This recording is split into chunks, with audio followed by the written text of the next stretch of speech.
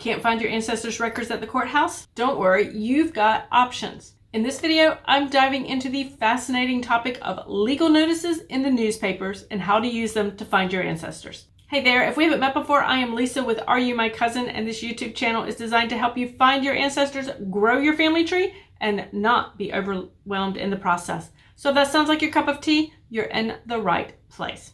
Today's video is sponsored by newspapers.com. With over 800 million digitized newspaper pages they serve, newspapers.com is a time machine into your ancestors' past. We're going to be exploring it a little bit more as we explore the topic of using legal notices as part of your genealogy research.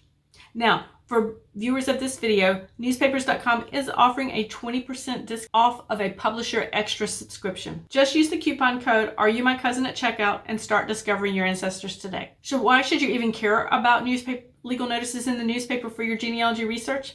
Because if the records did not survive at the courthouse, if there was a courthouse fire, if they were just lost, if for some reason that estate record, that deed, those divorce records you're looking for did not survive and are not available to you to research at the courthouse, there may have been public notices that were legally required as a settlement for those particular cases, and you will find those in the newspaper. Now, I'm going to actually show you some examples. I'm going to walk you through how to find them and show you some examples in newspapers so that you get a better idea of exactly the types of information and why you would want to actually use those as part of your genealogy research. Now, before I turn my camera around and show you exactly what I'm talking about. Now, before I turn the camera around to take you into newspapers.com and show you some of these legal notices and how to use them, I want you to hit that like button if you already are using newspapers in some form or fashion as part of your genealogy research. Okay, so let's head into some legal notices and see what we can find. All right, so we are over here at my newspapers.com,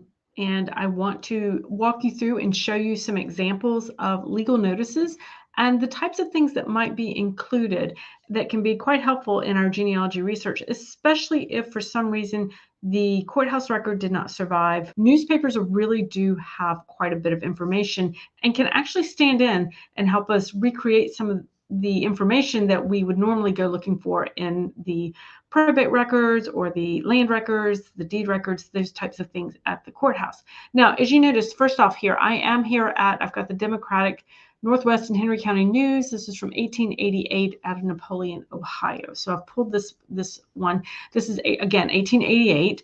And so let me just show you. And one thing I want you to notice is that legal notices, just like in, today's newspapers, they're not on the front page. Okay, they're going to be toward the back of it usually. And so as you can see, this is going to be page 4 of this particular newspaper. So just wanted to point that out. So the first one we have here is right here over here. Let me enlarge this a little bit for you guys to see it. And it's the legal notice right here. And oftentimes it will say legal notice. And so you obviously know right away there's something going on here. So here we have Lillian Cameron, and she is actually out of Michigan. She is one of the heirs for John P. Cameron. This is part of his estate probate that is being processed. And what we find here is there is some alleging that he has personal property was not enough to pay any of his debts or all of his debts after his death. And so they are talking about his land that's going to need to be sold. And they actually outline where the land was, and a really lovely description for his property and where it was. And so this is in the face of a deed that may not have survived, this can serve as understanding what type of property that Mr. Cameron had before he passed away and where it was. So we can put him in a time and a place on the map. So this is the kind of legal notice that they're putting out there. It needed to be put out there to be shown off. Coming further down the page, there's some other things that we can see. You might see, it may not say legal notice, but here's one that says probate notice. And it says, notice is hereby given that L.M. Hall, as executor of the last will and testament of Levi Spangler, deceased, has filed for a final account of his administration, which will be for hearing and settlement on April 6, 1888. So the probate judge has, the probate court has put that out there so that anybody who might, say, dispute it has an opportunity to show up, but they're getting ready to close this one out. So they'll have those probate notices here.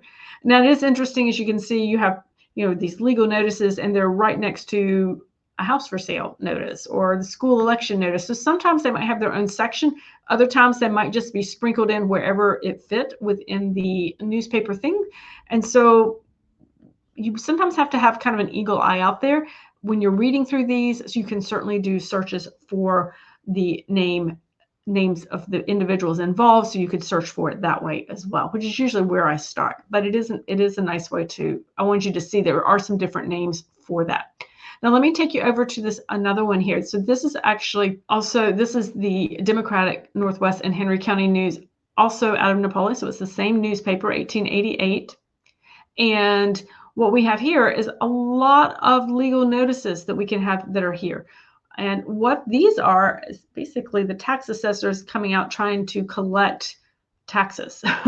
He's trying to collect back taxes, basically.